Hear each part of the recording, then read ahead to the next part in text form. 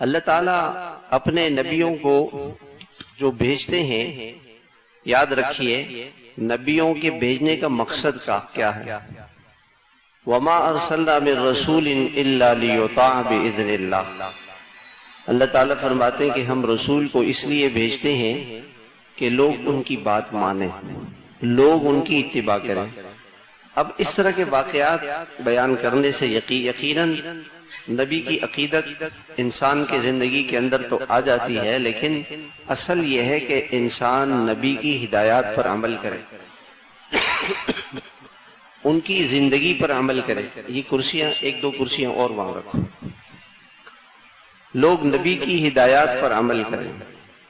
نبی کی زندگی اس لیے ہوتی ہے، اس لیے حضرت عائشہ رضی اللہ تعالیٰ عنہ سے پوچھا گیا کہ حضور صلی اللہ علیہ وسلم کے اخلاق کیسے تھے، تو حضرت عائشہ نے فرمایا کہ کان خلقہ القرآن، کہ آپ کے اخلاق قرآن، سارا قرآن آپ کے اخلاق ہیں سارے قرآن میں۔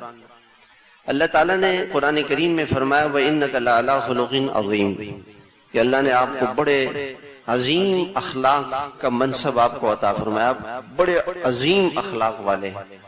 وہ اخلاق کیا ہیں جو قرآن میں ہیں؟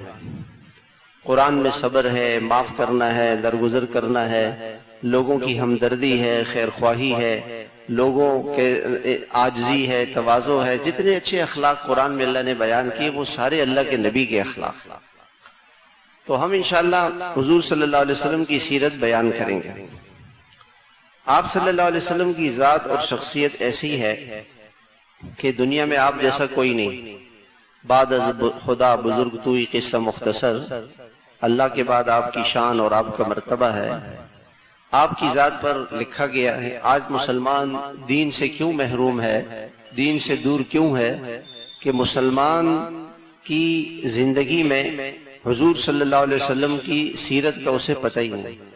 مسلمان کو نہیں پتا کہ اللہ کے نبی کون تھے، کیا کرتے تھے۔ آپ یہ دری ہاں یہاں سے ہٹاؤ، وہ ہٹا دو، یہ چھوٹی والی ہٹا کے ادھر رکھو۔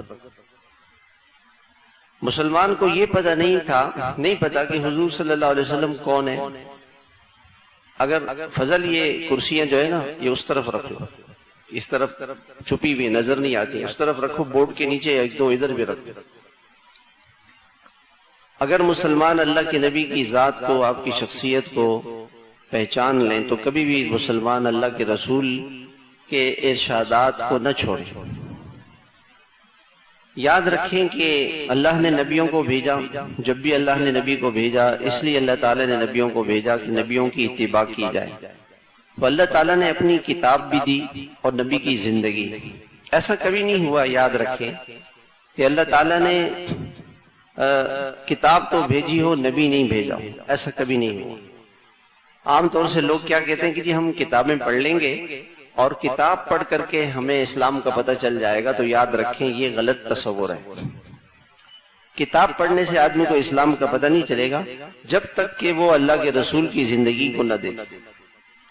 ہمیشہ اللہ تعالیٰ نے یہ تو کیا ہے کہ نبی کو بھیجا، کتاب نہیں بھیجی، اور یہ کہا نبی سے کہ جو پچھلی نبی کی کتاب تھی آپ اس پر عمل کریں گے، اور لوگوں سے کہا کہ اس نبی کی بات مانو۔ لیکن یہ نہیں کیا کہ صرف کتاب اللہ نے بھیج دی ہو اور یہ کہا ہو کہ جی بس کتاب ہے اس کتاب پہ عمل کرو، ایسا نہیں۔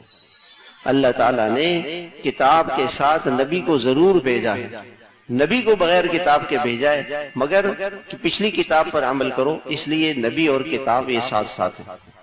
یہودیوں سے کیا غلطی ہوئی؟ یہودیوں نے اپنی نبی کی کتاب کو تو لے لیا، اپنی نبی کی شخصیت کو بھول گئے۔ یہودیوں کو یہ کوئی ان کے سامنے حضرت موسیٰ علیہ السلام کی زندگی ان کو نہیں پتا، حضرت موسیٰ علیہ السلام کون تھے۔ لہذا ہوا کیا، اس کی وجہ سے یہ ہوا کہ انہوں نے اپنی کتاب کو بدل دیا۔ مسلمانوں نے اللہ کی کتاب کی بھی حفاظت کی اور اللہ کے نبی کی کتاب کی بھی حفاظت کی۔ مسلمانوں نے اس کے لیے بڑی محنت کی ہے۔ میں آپ کو ایک چھوٹا سا واقعہ سناتا ہوں۔ حضرت امام بخاری رحمۃ اللہ علیہ جو بہت بڑے اللہ والے گزرے ہیں، حضرت امام بخاری رحمۃ اللہ علیہ اور حدیث میں اللہ نے ان کو بڑا مرتبہ دیا ہے. آپ کو پتہ ہے کہ حضرت امام بخاری رحمۃ اللہ علیہ کتنے سال اپنے گھر سے باہر رہے اس علم حدیث کو حاصل کرنے کے لیے؟ 6 سال. 6 سال انہوں نے اپنے گھر کو چھوڑا اور 14,000 کلومیٹر کا سفر انہوں نے طے کیا. یہاں سے لاہور 1,000 ہے، تقریباً 1,1100. 7 مرتبہ کوئی آدمی یہاں سے لاہور جائے اور لاہور سے واپس آئے. اتنا سفر امام بخاری نے اس زمانے میں کیسے کیا؟ پیدل کیا، یا اونٹ پہ یا گدھے یا گھوڑوں پہ کیا. اتنی بڑی قربانی دی ہے حضرت امام بخاری نے. اس کے بعد انہوں نے حدیث شریف کو، اور امام بخاری کہتے ہیں مجھے 6 لاکھ حدیثیں یاد تھیں. کتنی حدیثیں یاد تھیں؟ 6 لاکھ. آج کے مسلمان کو تو 6 حدیثیں یاد نہیں. امام احمد بن حنبل کو 10 لاکھ حدیثیں یاد تھیں. 10 لاکھ حدیثیں انہوں نے یاد. تو اللہ نے کیا کیا کہ اللہ کی کتاب کی بھی حفاظت ہوئی، اللہ کے نبی کے ارشادات کی بھی حفاظت ہو گئی، اور ہمارے پاس یہ دین باقی ہے. عیسائیوں نے کیا کیا کہ انہوں نے اپنی نبی کی شخصیت کو تو باقی رکھا، کتاب کو بھول گئے. لہذا ہوا کیا کہ انہوں نے اپنی نبی کی شخصیت کو اتنا بڑھا دیا کہ ان کو خدا بنا دیا، اور اللہ کے ساتھ ان کو اللہ کا بیٹا کہا، اور حضرت مریم کو اللہ کی بیوی کہا، اور ان کو اللہ بنا دیا. یہ ان سے غلطی ہوئی. مسلمانوں کو جو اللہ نے غلطیوں سے بچایا اس کی وجہ کیا ہوئی کہ مسلمانوں کے پاس اللہ کی کتاب بھی ہے اور اللہ کے نبی کی سیرت اور اللہ کی نبی کی زندگی اور آپ کی شخصیت بھی ہے. آپ کی شخصیت کی پوری زندگی، دن رات صبح شام سب محفوظ، ساری چیزیں محفوظ. ہم حضور صلی اللہ علیہ وسلم کی سیرت کو شروع کریں گے آپ کے دادا حضرت ابراہیم علیہ السلام سے. حضرت ابراہیم علیہ السلام یہ عراق کا شہر بابل، اس زمانے میں بڑا متمدن شہر تھا، اس میں اللہ نے ان کو پیدا کیا. ان کے والد جو تھے وہ بت ساز تھے، بت بناتے تھے اور بت فروش بھی تھے، بتوں کو بیچتے بھی تھے. تو حضرت ابراہیم علیہ السلام کو جو نبی ہوتے ہیں وہ شروع سے ہی توحید کا درس دیتے ہیں. ہر نبی ایک چیز جو سارے نبیوں میں مشترکہ ہے وہ کیا ہے کہ نبی توحید کا درس لے کر آتے ہیں. توحید کیا ہے کہ اس کائنات کا ایک خالق ہے، ایک مالک ہے، ایک رب ہے، اس کا کوئی شریک نہیں ہے، اور وہ اس کائنات کے نظام کو چلا رہا ہے. اس کائنات کو اس ایک اللہ نے پیدا کیا ہے، اللہ اس نظام کو چلا رہا ہے. نفع اور نقصان، خوشی اور غمی اور دنیا کے حالات، یہ سب اس ایک اللہ کے اختیار میں ہے. اللہ تعالیٰ بہت با اختیار ذات ہے، اس کی بڑی شخصیت ہے. اللہ پاک، اللہ کی ذات بہت بڑی ہے اور اللہ کو ہر چیز کا اختیار ہے.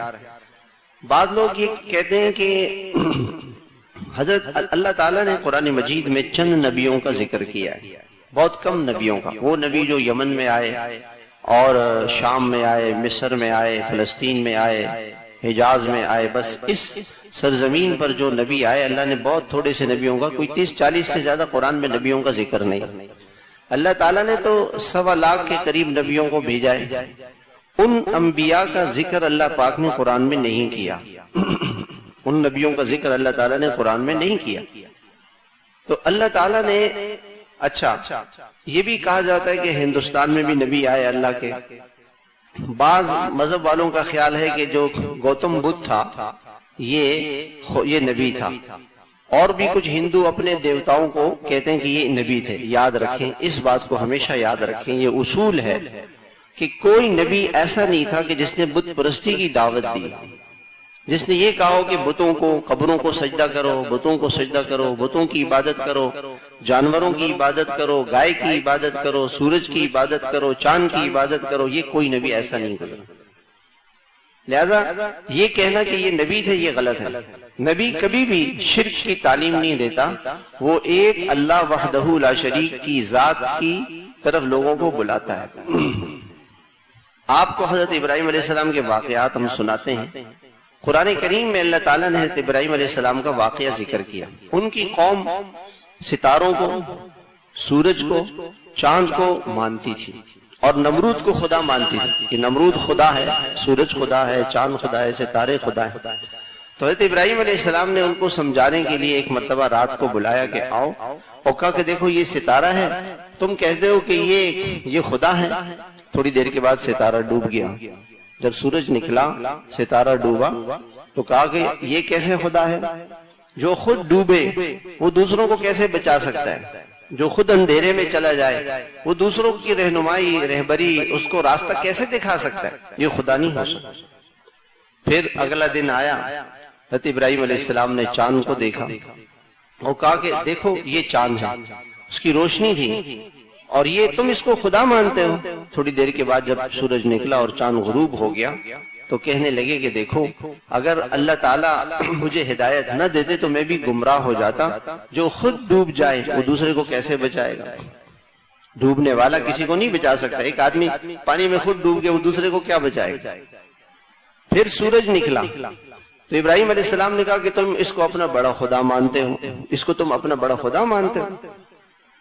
سورج جب غروب ہوا تو ابراہیم علیہ السلام نے کہا کہ جب سورج غروب ہو گیا، ڈوب گیا، جو اپنے کو نہیں بچا سکتا، جو اپنی حفاظت نہیں کر سکتا، وہ تمہاری کیا کرے؟ لہذا سورج، چاند، ستارے یہ خدا نہیں ہو سکتے۔ حضرت ابراہیم علیہ السلام کے والد جو تھے ان کو کہتے تھے کہ بیٹا بت جا کے بیچو۔ حضرت ابراہیم علیہ السلام بتوں کو لاتے بازار میں اور لا کر ان کی ناک کاٹ دیتے، کان کاٹ دیتے، ہاتھ کاٹ دیتے، اور لوگوں سے کہتے کہ دیکھو یہ لوگوں، یہ بت، میں اس کی ناک کاٹ رہا ہوں، یہ اپنے ناک کو بچا نہیں سکتا میرے سے، میں اس کے کان کاٹ رہا ہوں، یہ تو کچھ بول بھی نہیں رہا، یہ کیسا بت ہے؟ یہ بت کچھ نہیں کر سکتا، یہ بت اپنی حفاظت نہیں کر سکتا تو تمہاری کہاں سے حفاظت کرے گا؟ تو ابراہیم علیہ السلام کے باپ سے لوگ کہتے کہ تمہارا بیٹا تو یہ کرتا ہے۔ تو انہوں نے ابراہیم علیہ السلام سے کہا کہ ٹھیک ہے آپ بت نہیں لے کے جاؤ، آپ تو جا کے بتوں کی برائیاں بیان کرتے۔ نمرود نے کہا کہ میں خدا ہوں اور میں اس سارے ملک کو چلا رہا ہوں۔ ابراہیم علیہ السلام اس کے پاس گئے، ابراہیم علیہ السلام نے اس کو کہا کہ دیکھو میرا خدا، میرا اللہ کون ہے جو زندہ کرتا ہے، زندگی اور موت جس کے ہاتھ میں۔ انہوں نے کہا یہ تو میں بھی کرتا ہوں۔ ایک آدمی جیل میں تھا، اس کو پھانسی کی سزا ہو گئی تھی، مرنے والا تھا، اس نے جا کے اس کو جیل سے آرڈر دے دیا کہ اس کو آزاد کر دو، دیکھو یہ مر رہا ہے، میں نے اس کو آزاد کرا دیا۔ اور ایک آدمی راستے میں جا رہا تھا، اس کو پکڑ کر کے جیل میں اس کو سر اڑا دیا کہ دیکھو میں نے یہ زندہ تھا، اس کو مار دیا۔ تو ابراہیم علیہ السلام نے کہا کہ یہ سمجھے گا نہیں۔ ابراہیم علیہ السلام نے کہا کہ یہ سورج تمہیں نظر آ رہا ہے؟ کہا ہاں۔ کہ دیکھو میرا اللہ وہ ہے جو اس سورج کو مشرق سے نکالتا ہے اور مغرب میں ڈبو دیتا ہے، تو تم اس کو مغرب سے نکال دو۔ اگر تم خدا ہو تو خدا تو وہ ہے جو ہر کام کر سکے، جو کوئی کام نہ کر سکے وہ کیسے خدا ہے؟ خدا تو وہ ہے جو سارے کام کرے۔ اگر تم یہ کہتے ہو کہ سورج جو ہے، تم کہتے ہو کہ میں خدا ہوں، تو سورج کو مغرب سے نکال دو۔ اب وہ کافر حیران ہوا کہ جی میں کیا جواب دوں، جواب ہی نہیں دے سکا، لاجواب ہو گیا۔ تو ابراہیم علیہ السلام نے کہا کہ یہ سورج، یہ چاند، یہ ستارے جس اللہ نے بنائے ہیں وہ میرا اللہ ہے۔ پھر ابراہیم علیہ السلام کی قوم میں ایک واقعہ پیش آیا۔ واقعہ یہ پیش آیا کہ ابراہیم علیہ السلام کی قوم ایک میلے میں جاتی تھی، ایک سال میں ان کی عید ہوتی تھی، اس عید میں وہ لوگ جاتے تھے۔ تو ابراہیم علیہ السلام نے کہا کہ میں نہیں جاؤں گا تمہارے ساتھ، تم جا کے وہاں بت پرستی کرتے ہو اور برائیاں کرتے ہو، میں تمہارے ساتھ نہیں جاؤں گا۔ ٹھہر گئے۔ جب یہاں ٹھہرے تو ان کا جو بت خانہ تھا اس میں پہنچ گئے اور جا کے کسی بت کی ٹانگ توڑ دی، کسی کا ہاتھ کاٹ دیا، کسی کی آنکھ پھوڑ دی، کسی کی ناک کاٹ دی، کسی کا کان کاٹ دیا، کسی کے 2 ٹکڑے کر دیے، اور آتے ہوئے جو کلاڑا تھا وہ بت کے اوپر رکھا، جو بڑا بت تھا اس بڑے بت کے کندھے پہ لٹکا دیا۔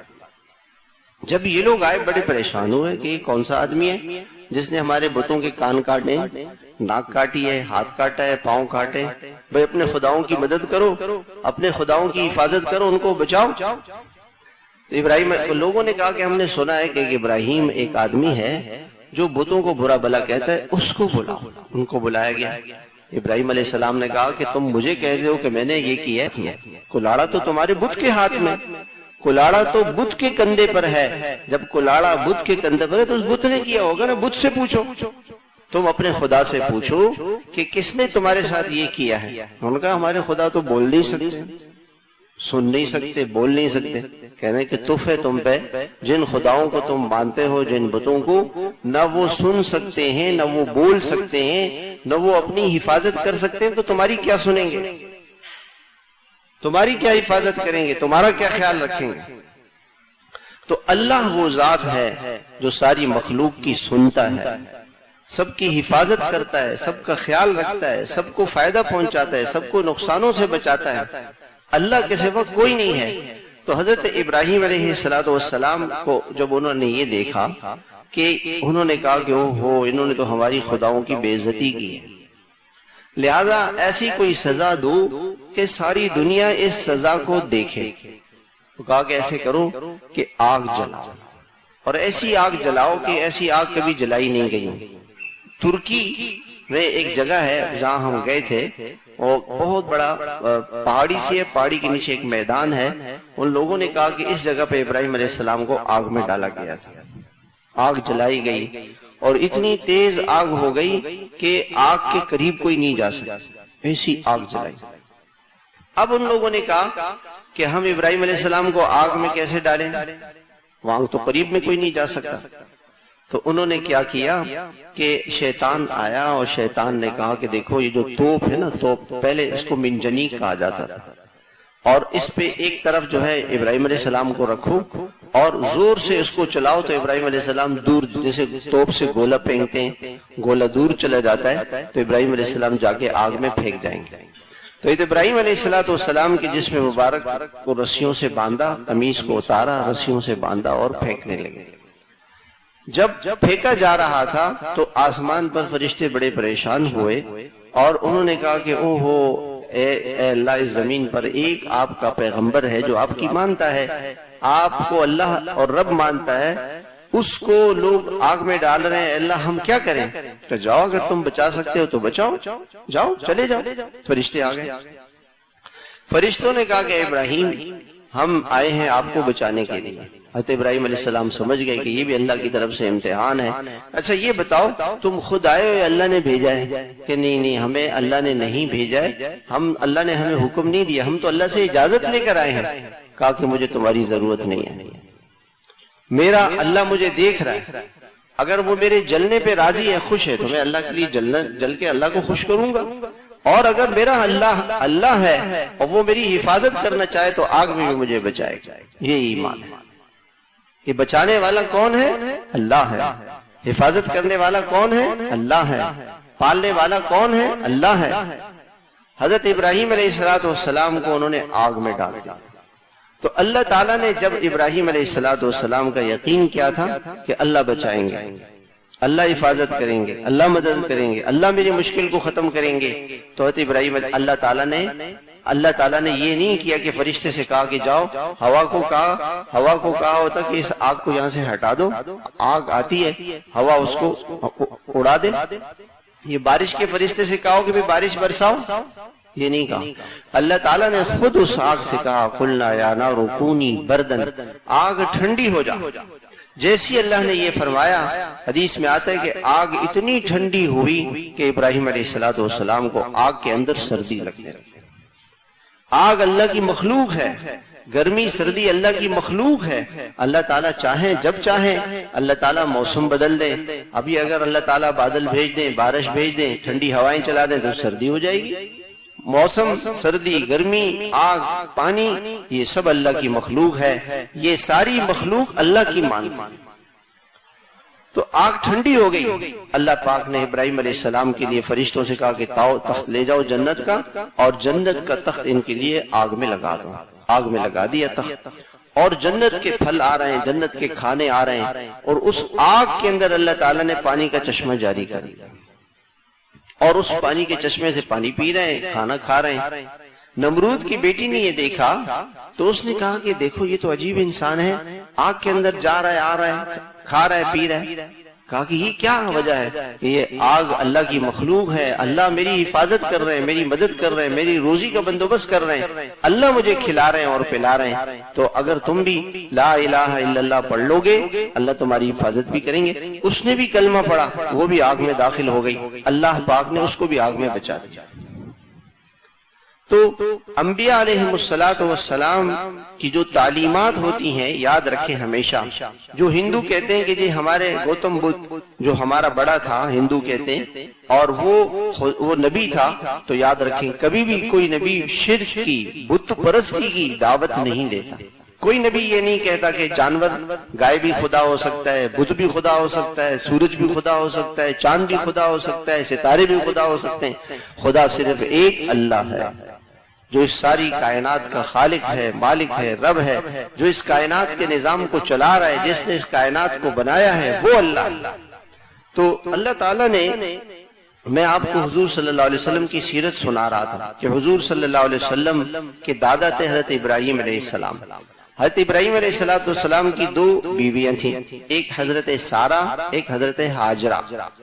حضرت سارہ یہ شام میں رہتی تھی اور ان کو اللہ تعالیٰ نے بیٹے دیے حضرت اسحاق، اور حضرت ہاجرہ ان کو حضرت ابراہیم علیہ السلام، یہ مصر کے بادشاہ کی بیٹی تھی، وہاں سے لے کر کے آئے اور مکے میں جہاں پہ حتیم ہے، بیت اللہ کے ساتھ جگہ بنی ہوئی ہے، حتیم اس کو کہتے ہیں، وہاں پہ لا کے چھوڑ دیا حضرت ہاجرہ. حضرت ہاجرہ سے جو بیٹا پیدا ہوا اس کا نام تھا حضرت اسماعیل، اور حضرت سارہ سے جو بیٹا پیدا ہوا اس کا نام تھا حضرت اسحاق. حضرت اسحاق کے بیٹے کا نام تھا حضرت یعقوب. حضرت یعقوب کا لقب تھا اسرائیل. اسرائیل کے معنی ہے اللہ کا بندہ، اسرا کے معنی بندہ، ایل کے معنی اللہ، اللہ کا بندہ، جیسے ہم کہتے ہیں عبداللہ. تو یہ لقب تھا. تو جتنے بنی اسرائیل ہیں، یہ جو اسرائیل ہے، یہ اپنے آپ کو حضرت یعقوب علیہ السلام کی اولاد کو بنی اسرائیل کہا جاتا ہے. بنی کے معنی اولاد، اسرائیل کی اولاد یعنی حضرت یعقوب علیہ السلام کی اولاد. تو حضرت ابراہیم علیہ السلام کے بیٹے حضرت اسحاق، ان کے بیٹے حضرت یعقوب، ان کے بیٹے حضرت یوسف، اور اس کے بعد پھر حضرت موسیٰ اور حضرت عیسیٰ. 35 نبی ہیں جو حضرت یعقوب علیہ السلام کی اولاد میں سے آئے ہیں، اور یہ اکثر یمن میں، شام میں، فلسطین میں، لبنان میں، ان علاقوں میں یہ نبی آئے ہیں. دوسرے جو بیٹے تھے حضرت اسماعیل علیہ السلام، حضرت اسماعیل علیہ السلام یہاں مکہ مکرمہ آ گئے. 2 سال کے تھے کہ یہاں پہنچ گئے. ابراہیم علیہ السلام ان کو چھوڑ کر کے اللہ نے حکم دیا کہ آپ واپس شام جائیں، ان کو یہاں چھوڑ دو. اب حضرت ہاجرہ اور حضرت اسماعیل 2 سال کے چھوٹے بچے، تھوڑی سی کھجوریں، اور جانے لگے. تو حضرت ہاجرہ نے پوچھا کہ آپ ہمیں کیوں چھوڑ کے جا رہے ہیں؟ کہا اللہ کا حکم ہے. کہا ٹھیک ہے، اگر اللہ کا حکم ہے کوئی بات نہیں، آپ جائیں، اللہ ہمیں کھلائے گا، پلائے گا، ہماری حفاظت کرے گا، ہمارا خیال رکھے گا. جب حضرت اسماعیل کو بھوک لگی، اب وہ پریشان ہو گئی. انہوں نے چکر لگانے شروع کیے. 2 پہاڑیاں تھی، ایک صفا ایک مروہ، کبھی صفا پہ کبھی مروہ پہ 7 چکر لگائے. اور 7 چکر لگانے کے بعد جب ان کو پانی نہیں ملا تو پریشان ہو گئی. اچانک ایک آواز آئی کہ اللہ آپ کی مدد کرے گا، آپ وہاں واپس جائیں. جب واپس آئے تو جہاں حضرت اسماعیل علیہ السلام کی ایڑیاں رگڑ رہے تھے، وہاں فرشتہ آیا جبریل، انہوں نے پر مارا اور اللہ تعالیٰ نے وہاں سے زمزم کا پانی جاری کر دیا. آج تک وہ زمزم کا پانی ہے. اس رمضان میں 1 کروڑ لوگ عمرہ کرنے کے لیے گئے، سب نے وہ پانی پیا اور وہ پانی ختم نہیں ہوا. کئی سو سال سے وہ پانی جا رہا. حضرت ابراہیم علیہ السلام سے لے کے حضور صلی اللہ علیہ وسلم تک 5000 سال کا زمانہ ہے، اور آپ کے بعد 1500 سال، 6500 سال سے وہ کنواں جاری ہے. اور اس وقت سے آج تک لوگ اس پانی کو پی رہے ہیں، وہ پانی ختم نہیں ہو رہا ہے. تو حضرت اسماعیل علیہ السلام یہاں آباد ہوئے. ان کی اولاد میں اللہ نے حضور صلی اللہ علیہ وسلم کو پیدا کیا. انشاءاللہ پھر کیسے حضور صلی اللہ علیہ وسلم پیدا ہوئے، آپ کے دادا وغیرہ کیا تھے، یہ قصہ انشاءاللہ آئندہ پھر آپ کو سنائیں گے. سنتیں پڑھ لیں کو